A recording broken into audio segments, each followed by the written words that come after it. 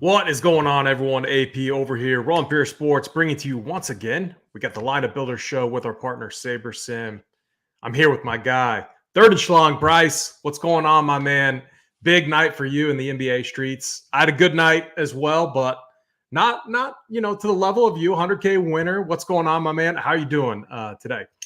I always feel better after a 100K win. It's a lot of fun to start the season on a good note. Got there even with KJ Martin getting benched. I mean, I guess it helped Yabusele get there because they were both on the team. And it was really good to get one in the bag. You had a great night as well. And I love seeing the members win as well. We had like 100K total in member hits, mainly from like low buy-in stuff. Yeah, the ROI I tweeted out, ROI focus today, kind of in reference to how the members did. Low buy-in, not a lot of money at stake, returning huge amounts of money. That's what we like to see. And shout out to all the members as well that absolutely smashed. I got a question. What was his name? I locked it. So I'm kind of really back to my 3-max strategy. And I know this is an NFL focused show. We'll get to the NFL slate. But the value. What was his name? He played for France, right? In the Olympic team. Yeah, Gavaselli. Is that he like really got to look after the Olympics? Yeah. So in multi-entry formats, I'm curious. So in 3-max, he was the only guy I locked. I locked into every single one of my 3 lineups, and I'm curious where you stood in MME formats, because in the $200 3-max, he was only around 40% owned. I thought he was going to be one of those 60 to 70% owned play in that contest. So that was slightly surprising to me. Yeah. One of my favorite things to do is like if a guy's going to be super popular on one site, and this is more true I guess it's true in any sport. Like say a quarterback's really underpriced on one site and like he's expensive on the other, you see the site where he's expensive on, like his ownership just absolutely like gets demolished. Like Yabusele came in at 2% on FanDuel. So he was like absolute non-chalk there. Because like everyone wants to play him on DraftKings. Like he just goes overlooked on FanDuel, and like he can run into a big stock game, which is kind of what you're looking for out of like a punt like him. And, he ended up with 3 steals. So yeah, that's great. That's just all you need. He was the one chalk piece I felt very confident in. I thought KJ Martin was also in a really good spot. I put him in 2 of my 3. And then what I did, so when the Zion news hit, Jordan Hawkins, who another one of our former members informed me that I'd won being on him in the past. When looking back at some game logs in the preseason and the fact that they didn't have Trey Murphy in there, I'm like, where's the scoring going to come from off the bench? And we were talking about it in the Discord. And Jordan Hawkins was awesome in preseason play. He was 1% owned in that 3-max contest. I like sneaking some of those kind of random value plays into those single entry 3-max contests, because my mindset is I'm playing this through the whole season. I'm not trying to hit and run or anything like that. So I can take some of those type of shots. That's one that did very well for me. But Bryce, when I did my review this morning, I was a little tilted. I was very, very high on James Harden. In the build that I had that won the $200 3-max was LaMelo Ball, Hawkins, Marketing, who smashed, Yabusele, Şengün, who was only 8 or 9% owned, Santi Aldama and Nick Richards, and then I had John Morant in there. I could have easily moved to James Harden, and that would have shipped the 15 for 100K. So, can't be mad. Hindsight's always 20/20. I'll always review my process. It's good to know that we're dialed early, especially seeing your success, the member success. I thought the content was absolutely on point. But anything else on last night's slate, or should we get to the game tonight? Just like you can win with low-owned pieces. Like, I mean, I had 2% Yabusele, 1% owned Paulo Banchero, 1% owned Clarkson, 3% LaMelo. Like, these are guys with high upside that like just go under owned. Like you don't need to like I'd always try and mix in chalk with low owned players. And like I think that can extrapolate to this slate. Like I mean, I think you're gonna see like Kyron and Justin Jefferson be like pretty big chalk here, and like you can definitely win with them. You just need to find a slight way of getting different. My last comment too, if you're a 3 max player or a 1 entry or a 5 entry, the process that I'm kind of sticking to early, I'm definitely sticking to it now, but I know this is a lineup builder show. The lineup that won was actually a hand build based off of my heat map piece of content. My other 2 lineups, the first one is always projection based. So I run the average projections as late as possible. I add a little bit of bias in there on the plays that I really like. And I look at the top 5, top 10 lineups, and I kind of pull out my favorite one just from a macro point. The second one is it's like a spin off that, but then I use the sims in there. And then the third that I do is a hand build. So it's something I'm running with, testing out right now. And hey, the hand build won out for me. So you love to see it. You absolutely love to see it. But this is a lineup builder show with our partners, SaberSim. We are talking Vikings at Rams tonight. The Vikings are favored by 2.5 points, 48 total. Vikings should come in pretty angry coming off that brutal loss, the first loss of the season last week, on a short week as well, which Bryce has kind of favored defense. And these are 2 offensive-minded coaches. I think we see points tonight. I think the public has to hammer the Viking side 2.5. I mean, I don't know how you take the Rams here, but again, I have the base build ran. If you're new with us, the base build, we're using average projections. We're running it. We're sorting by highest projected. We're getting Aaron Jones, 41% roughly, captain, followed by Sam Darnold, Matt Stafford, then Kyron Williams. Talk to me about what you're seeing here, what you like, what you don't like. What's the base build telling you? So if you use, I noticed this before the show when I was playing around. If you use the SaberSim projections right now, they are super high on Aaron Jones and super low on Justin Jefferson. Like, I think that Justin Jefferson should be the highest projected player on this slate. So the first thing I did was to just switch to RPS projections because that's what we have. So I think that would probably change some of the stuff. It's hard.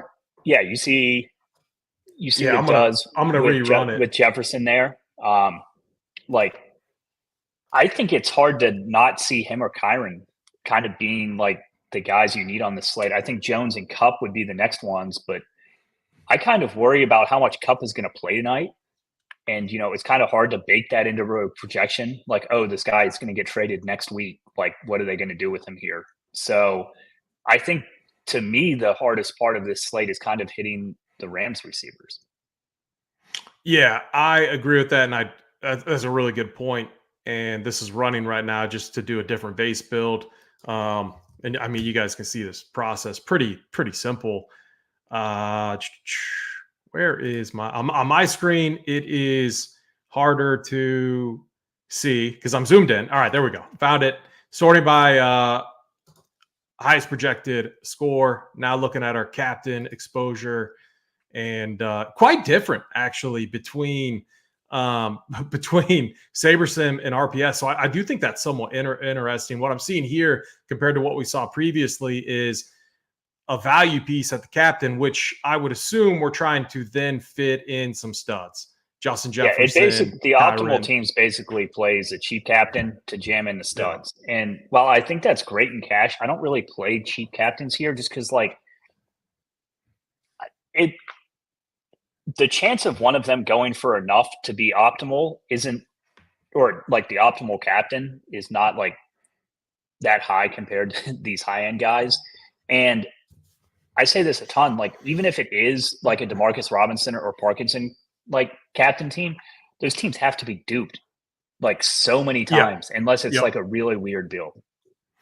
And a lot of that, would you say, is because when you have a cheap captain, the fill-ins and the flex are kind of obvious. Like, it's easier to get the different combinations of those studs versus like if you have a stud captain, Justin Jefferson, there's a lot potentially more unique combinations because you're filling in value pieces, kickers, maybe even a defense if you get like an early pick 6 or something like that. Correct? Yeah, 100%. Sorry, Mateo's fucking around down there. Yeah, I just don't play cheap captains in GPP. It's not something I do in NBA. It's not something I do in NFL. I would just rather have the extra teams to kind of like hit weird builds like we've kind of hit on. Like, say you play Jefferson captain without Darnold or something like that. Like that's automatically going to be different. Or like even Jefferson captain with like the Rams defense, Darnold throws a pick six. That makes it look way better. Let's do this. All right, so we're gonna create our script. I want to try something just for fun. I always think it's good to get off of, or I mean, to add some sort of difference into the projections. Let's add in what we think the score is going to be tonight. Do you have like I like points? I don't know what your opinion is on that. Give me kind of a score prediction, and we're going to change these points here, which in turn will change the projections, and then we'll go through position by position, add our own takes to it. 28-24, Minnesota, something like that. I think you see points. I mean, let's go 28. I'm probably building for an over script here, and like I don't think that'll be super different. But I think one of the things that people do is like that's not correct is like you automatically take out defenses if you're building for an over script. And like while I'm probably not going to get tons of defense here, I can't imagine that anyone plays these guys. Yeah, I am. And actually, that's such a good point. And let me see one thing. So we're playing for points, and you'll see the Vikings defense with the SaberSim adjusted projection actually went up slightly with the green box there. They're 4,800, 3,800 for the Rams. I can't imagine that people are going to be on either of these. Like I get they're not good defenses and we're expecting points here, but you can still run into like a decent sack game or like, a defensive touchdown is still like what, like plus 300 for the game. Like, not saying that a defensive touchdown automatically makes one of these teams optimal, but it definitely accelerates the game. Yeah, and it also helps you to get unique and relative to the field, which is obviously what we like. So we both like points here. Let's go position by position. We have both quarterbacks up. When you look at this from like a offense versus defense matchup, both teams act like you can actually move the ball through the air against both of these teams, and both are giving up a lot of touchdowns to opposing receivers. It's Minnesota that's giving up. I think it's like two. I have the stats right here. I can't see them. Like 280 some yards or something through the air to opposing teams. So. Very, very difficult to run on them. I think they're holding opponents to about 80 rush yards per game, but you can throw on them. A lot of that too has to do with how these games are flowing. The Vikings obviously have won a lot of games. They get up early, forces the game script for the opponent to pass. What do you want to do projection wise with Sam Darnold and Matt Stafford? So I kind of like projecting these guys like pretty high because I want a lot of them in the flex, but not playing them at captain just because like they both have clear number one targets that you can target at captain instead. And like the target tree is very defined. Plus they don't run. Like Matthew Stafford and Sam Darnold are never scoring a rushing touchdown for you. I like to get different and play quarterback captains, but like on Aaron Rodgers' place, I would never play like Rodgers captain. And like it just kind of holds true for these guys. Here's a good question. I don't do this as much, but I know some people do. And sometimes I'll cross reference it or check it. But how often are you using prop lines to determine your lineup projection? I think on like very specific situations, like if you want to see if a punt is viable or if he's like not like truly a punt, like if he has a 6.5 yard prop, he's a punt. But like, say that prop is like gets into the mid 20s, like it just kind of to double check yourself. I think it's viable here for like Cooper Kupp. Like Kupp still has good props today. So I kind of think it might be like a showcase type of game to where like, oh, go out and get this guy on the trade block. Like I think he could have come back earlier from this injury if they were any good. So, and this is likely his last game in a Rams uniform. So I think we might have a little too much PTSD with these Rams receiver with Whittington from last week on the main slate. So I'm likely going to be playing four captains, and props did help me determine that if Kupp's prop seemed off to me, then I would be worried about it. But his prop isn't his prop isn't off, so like I'm not too worried that he's not going to get a full workload here, if that makes sense. Yeah, I agree. And honestly, if we know the field is, and we'll get to receiver, but if we know the field is a little under or worried about someone's role like that, I don't mind taking like an aggressive stand, overweight stand. Especially he just thinking back to doing the playbook, he practiced in limited fashion the week before. So like I thought there was maybe a semi-off chance that he plays. He didn't. He sat that game out, and obviously Whittington then became a good play, one that we talked about in Discord, and didn't pan out. But still, I do think it could be a spot where they showcase him. Let's go to our. I think Dante brings up a good point here. Like they do have to show that he's healthy, so teams will trade for him. Yeah, I agree. I do think that makes sense. If they could have gotten, obviously my Chiefs, I gotta, since I'm running the show, I got to bring them in some way, shape, or form. Got D-Hop. I think there's injury concerns with D-Hop and with Cooper Kupp, but they got him for cheap, so I don't mind it. I think you would have to give up a bit more for Cooper Kupp, but we'll see what he goes for. Running back wise, we know Kyron Williams is the ultimate bell cow. He has a massive, massive price tag, but the pure volume that he's getting is absolutely ridiculous.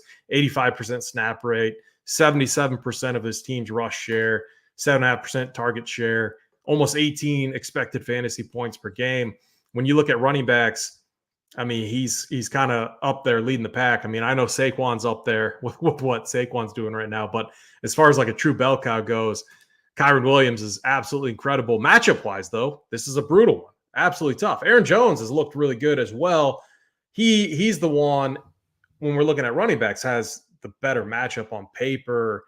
We both like the receivers, though, which we'll get to. But what do we want to do projection-wise with these 2 or 3 running backs?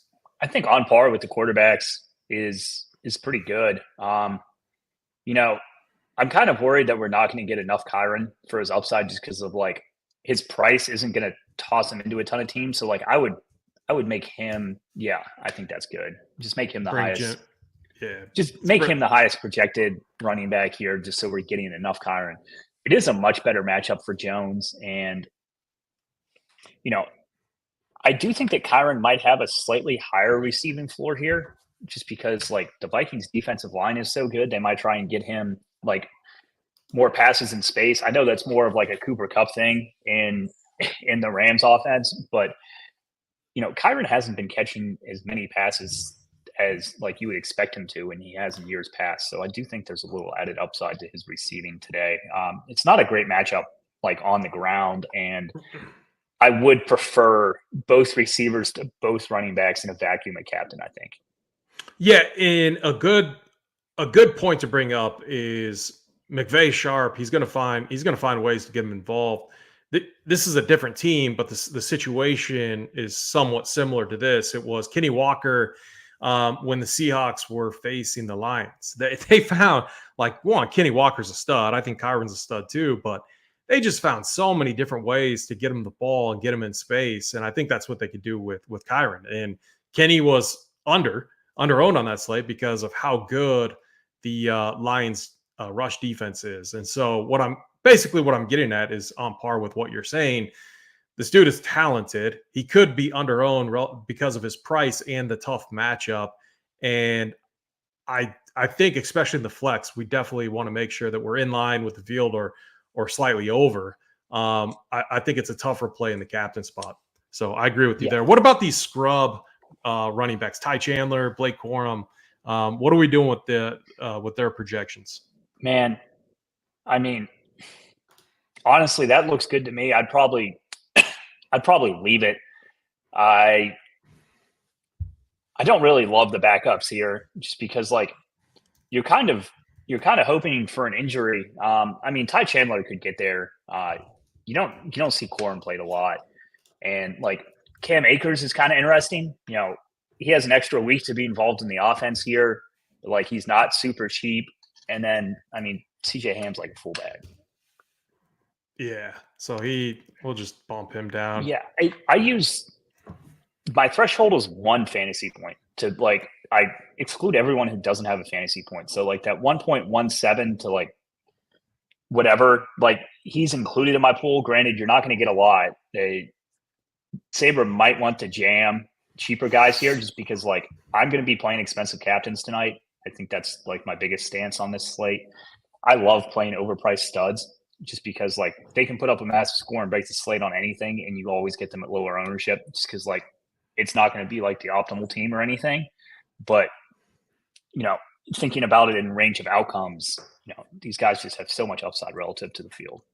Yeah, I mean, we've seen Kyron score 3 touchdowns in a game. Like, I'm not going to say it's going to happen in this matchup, but the guy's a stud, and we know in the red zone that they love giving him the ball. Let's go to our receivers. I'll include tight ends with the receivers. Obviously, a very, very good projected receiver slate. Justin Jefferson, a stud. I want to bump him up personally. We'll see what you have to say there.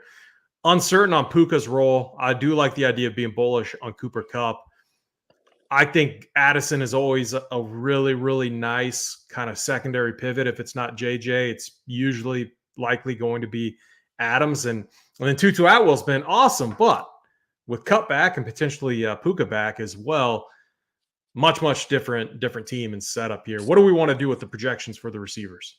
So I want to be super high on these top two. So I would bump Jefferson and Kupp for sure. I want to be like really aggressive with them. Like let's get them in the 20s. Yeah, get to like 21 and 20. Yeah, I think that's perfect. Puka, this is the issue with doing an early show for you guys. It's like there's no real Puka reports. Like I thought there was no chance he was going to play, and then this morning you see tweets like, "Oh, like if he's feeling good pregame, he's going to give it a go." If you're our stance is Cooper Kupp, right? Yeah, so the only prop I see for Puka is a touchdown prop, and he's plus 350 to score for 10K. Like that just might be a total fade for me, depending on like what we know his role is pregame, and that's something that like we get into in Discord before the game. I think you really do need to see inactives to correctly predict the Rams receivers here. I think the guy most likely to get squeezed here is obviously Tyler Johnson. Do you have a take between Tutu and DeMarcus as to who's going to get third receiver snaps for the Rams here, assuming that Puka plays? God, let me pull up their. I know Tutu's been awesome. Let me just look at snap counts from last week. So Tutu 78%, Tyler Johnson 91%, DeMarcus Robinson 91%. If you go, and I don't think. If you look back at like week 1, DeMarcus Robinson was the guy. Puka went out. Tyler Johnson then worked in it. So it has to be DeMarcus Robinson. Yeah, I would think so. I would think so as well. Unless like I personally think DeMarcus is a better like fit as a third receiver than Tutu. Now, if we're predicting Puka to not get tons of work here, Tutu could still sneak in there, but the thing about these guys is they're not that cheap.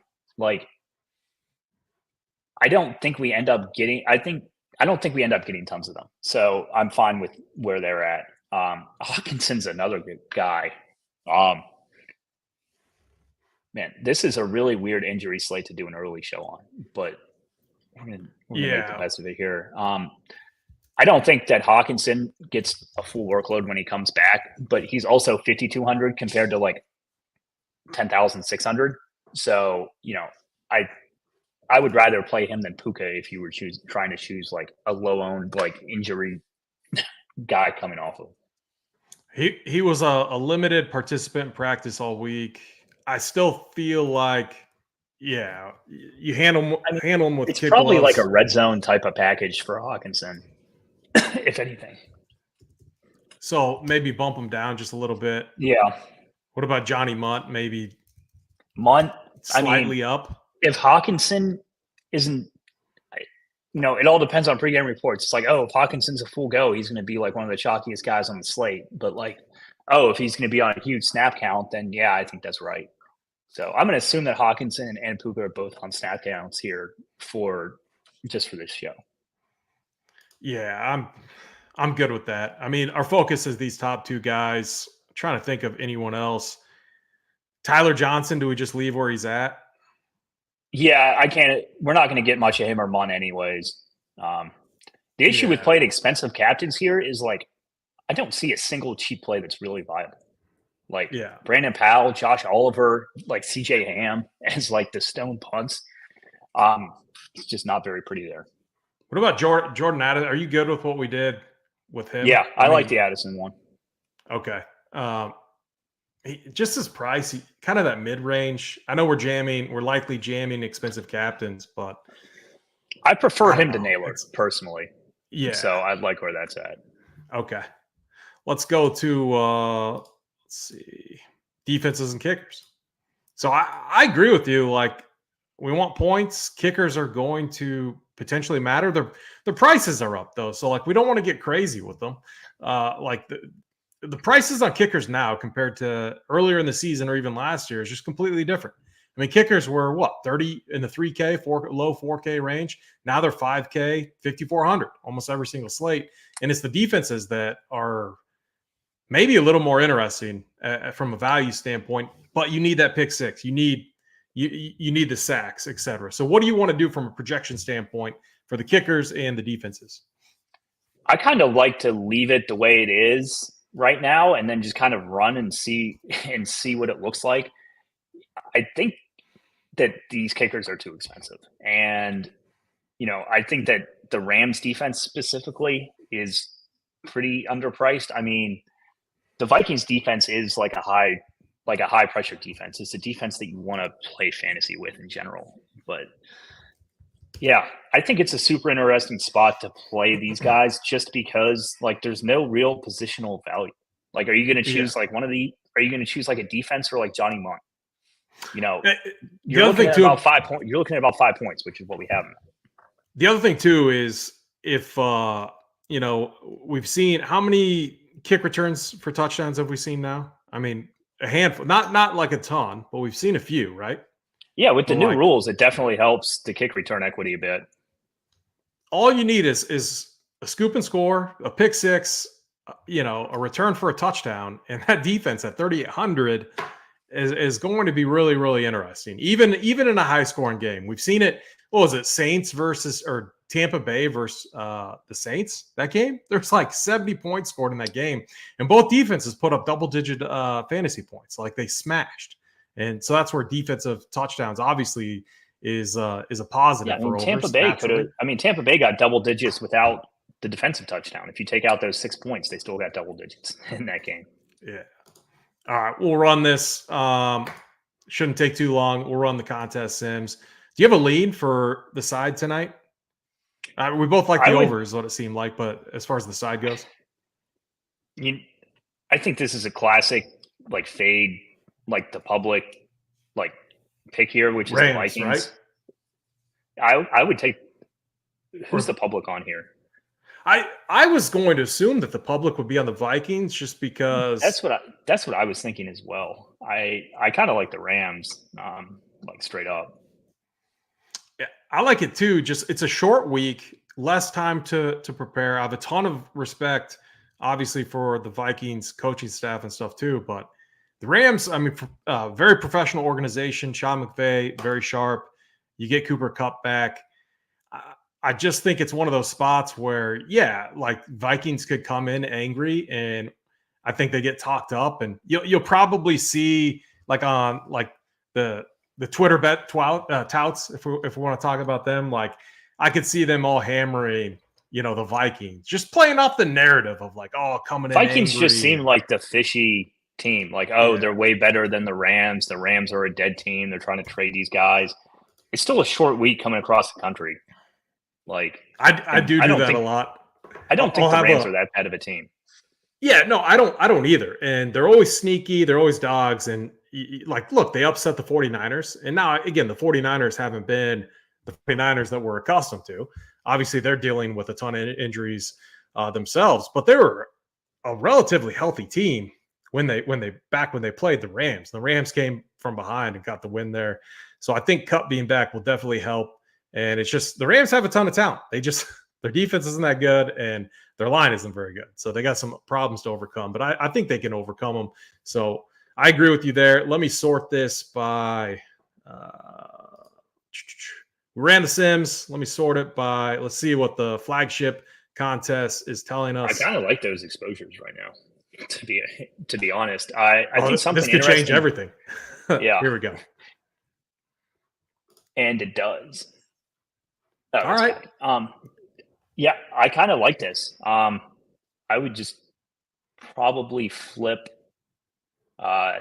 Would you X out like these cheap ones? I'm telling you, right, I'm only going to play 4 captains tonight. I'm going to play Kupp, Jefferson, Kyren, and Jones. I think that quarterbacks are an unbelievable play. Like, you see how cheap the quarterbacks are at flex compared to like these high upside, like top end guys. And I do think that it's going to be a high end captain tonight. So I just kind of X out all these cheap captains, and then, I'm going to leave Jordan Addison in there. I think you can. I think the fringe captains to leave in would be the Vikings secondary pieces, Addison and Naylor. The only worry there is that like Jefferson's going to get his no matter what. Like, does Hawkinson back affect these secondary passing options enough to the point where like it significantly hurts them? I think it hurts them in terms of floor. I don't think it hurts them in terms of upside. So I'm okay with leaving them a captain. Yeah, I agree with that. And what I was doing there is I was just a really easy way to isolate our captains. I kept Jordan Addison in there. We're not getting a lot of them, but Kupp, Jefferson, Kyren, Aaron Jones. We're a little under on Aaron Jones, which could be an interesting kind of leverage stand on the slate. I do think he's going to be one of the more popular plays potentially, just because he's projects him and well. The quarterbacks have to be the chalk in terms of like pricing. I don't hate the okay. The only thing I hate, we're a little bullish on the Rams. That's too much Rams defense. Yeah. So like an easy way when I'm crunched for time and I have everything ran, my numbers feel really good, everything. But I get sometimes the like too high on certain play. A lot of times kickers, defenses, and I'll just add in. I'll cap their top end ownership. Do you ever do that? And if so, like, yeah, if I'm pressed for time, like I do that. If not, I would probably just try and adjust their projection down. So what Saber's doing right now is that it's hunting for value, because we're jamming in expensive captains. It's going to need value somewhere. Now, it's a slate with really crappy value. So it's going to give us what? Ty Chandler. It's going to give us Parkinson, which I do kind of like. It's going to give us these secondary Rams receivers, which are kind of dependent on Puka. So it's a little hard to tell on them right now. And we have these defenses projected pretty well. I think that's too much on the Rams, personally. 25, if we cap it at 25? I think capping it, I think 18. I think they're going to be like 10 to 15% owned at most. And we want to be slightly over. You could see defenses getting squeezed. I would like to be slightly over in line. I don't love taking huge stands at defense and kicker, personally. So this already a minor change. Now, again, our captains are in line with what we want. We could, up to lock, whatever, we could take a bolder stand on one of these two guys. I like it as it is. Just that one change. Now we're getting a lot of DeMarcus Robinson. I don't hate it, but we could cap him down just a little bit just to increase our diversification. What kind of cap would you add on him? It's hard to tell now without Puka news. Like, if Puka's out or seriously limited, I really like DeMarcus Robinson here. Even if he's in, I think DeMarcus Robinson's fine. I mean, he's kind of a guy I'm okay buying on. I would be okay with 30, 35. I think either way it's going to be a buy. Here's another just last minute check when there's so much going on up to lock, and Saber is such an awesome tool, and you can check kind of your leverage or your negative leverage. We can see who we're highest on right here. You can obviously see, and this is in the flex, we're highest on Stafford, Robinson, Kupp, obviously dependent on news here. We can then see who we're under on relative to the field. And then we can make some adjustments. So like right out of the gate, all right, we have huge negative leverage on Aaron Jones. How much Aaron Jones are we getting? 19%. Now, if Aaron Jones smashes, we could get absolutely wrecked on this slate. So this is obviously something that we need to address, and we should probably bump him up a little bit, right? Yeah, I would 100% bump Aaron Jones. He's not a sell that I want. And I would be, say we had 30% Aaron Jones captain. I would be okay with having negative leverage on him, not this much negative leverage, but having negative leverage on him at flex because like you already have your bases covered for these guys. If we're only playing 4 captains, but yeah, we squeezed Aaron Jones way too hard in this run. I think we squeezed Darnold too hard too. Yeah, so we're going to bump Darnold up just a little bit. And I'll show you guys, you can do it one of two ways. You can alter the projection like we are right now, and then what you need to do is apply, and then you got to rerun the contest sim, which doesn't take very long. And you'll see what will happen to the exposures. They should come up quite a bit. And I think what will happen is our Matt Stafford exposure should come down. In lieu of Sam Darnold coming up. Once this is all done, it'll be automated. And then these other negative leverage spots, I don't mind. Like if we're negative leverage against the kickers, I don't mind that. And Not then at it'd be all. Puka. I don't mind that either. We don't have the Puka news yet, so like we don't mind that. No, I'm totally fine on all these exposures. I want Darnold more in line with. See, that didn't really do it enough for me. Yeah. So let's just say we're in a crunch. That's when I'll like if you're getting frustrated, you like your other numbers, but there's just one play where it's like, man, I don't want to get wrecked. Like I want to, we play this game to be able to. We're not trying to like, completely get wiped out. And being negative on a play like that brings in that risk for sure. I'll just sometimes put them in there. So like, what's the minimum exposure that you would want in the flex to an Aaron Jones play? And actually, what I should do first is check the captain to make sure that we're we're still under on him. We have 12% Aaron Jones. We have 12% there. I'd say what, 30, 35, something like that. Yeah, I like that. At flex. About 33. You get to about 50% of him in total. Yeah. So then our highest negative leverage is Kyron, but we have Kyron captain. So, and I don't hate this. We know Kyron has the tougher matchup. It's not like we're completely off. He's so expensive. Yeah. So I don't hate that. I don't hate the Puka. And then Sam Darnold is far more in line now. And then it's the kickers. And then, so I think on the surface, this looks pretty good. Yeah, I do as well. Let me, good, because I might just run this, call it a day, and feel good about my lineups tonight, depending on news. Yeah. Obviously, this slate could completely change. My one comment is maybe we're a little high on. I could see myself bringing Stafford and Darnold really very much in line, right around that 50% mark, 55% mark.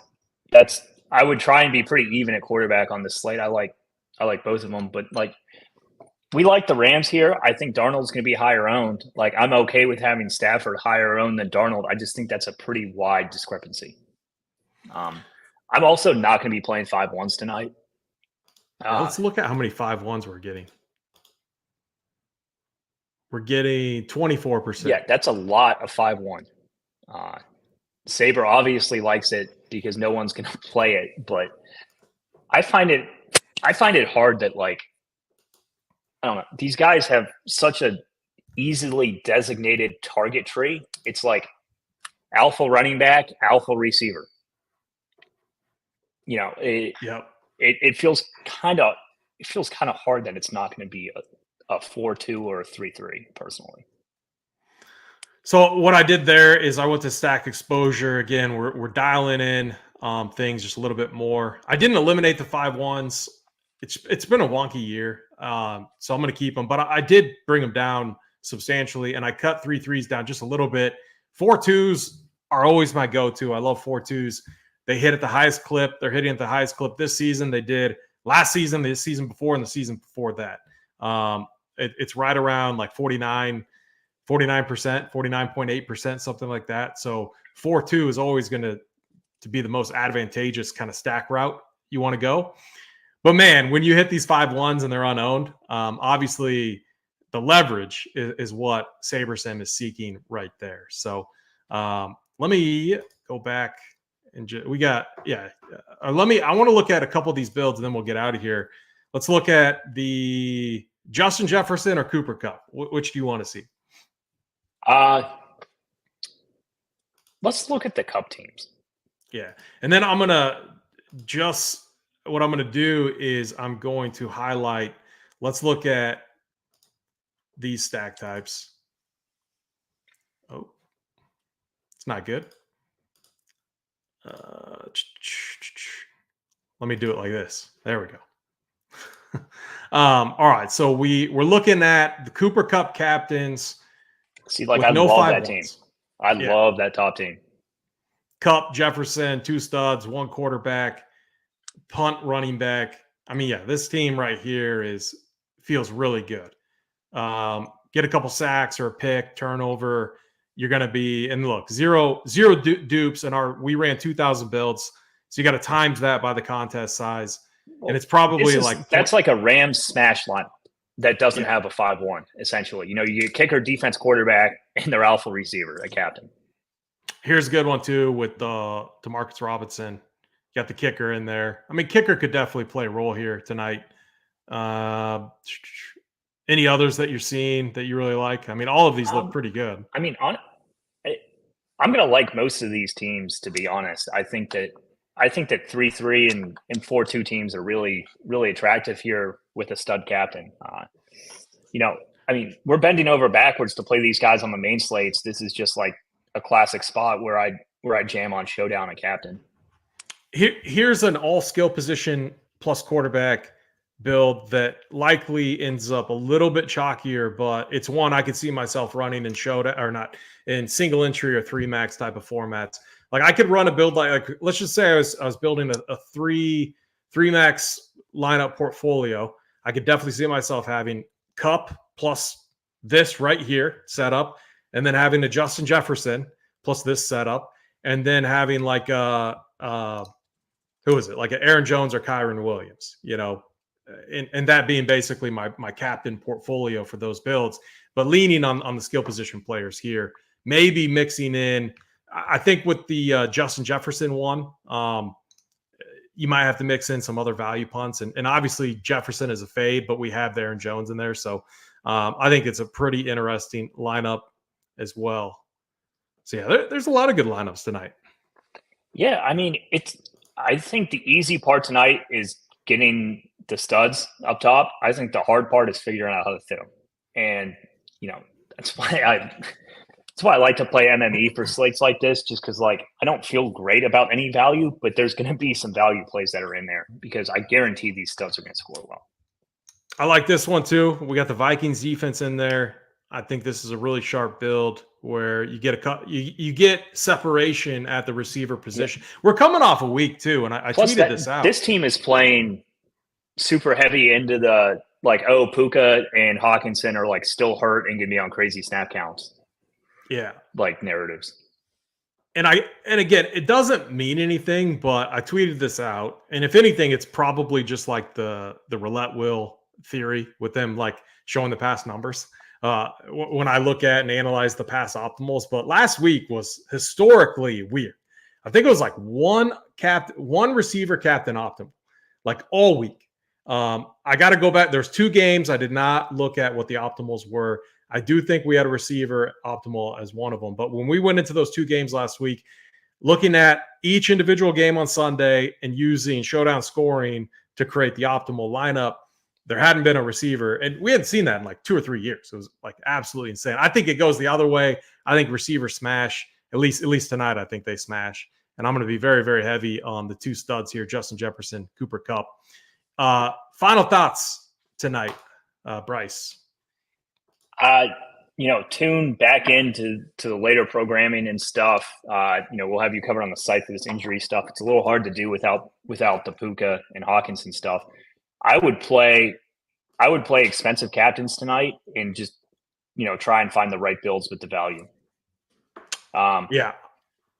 What is Mateo's play of the day? I love that. Oh yeah. Play of the day. His play is Justin Jefferson.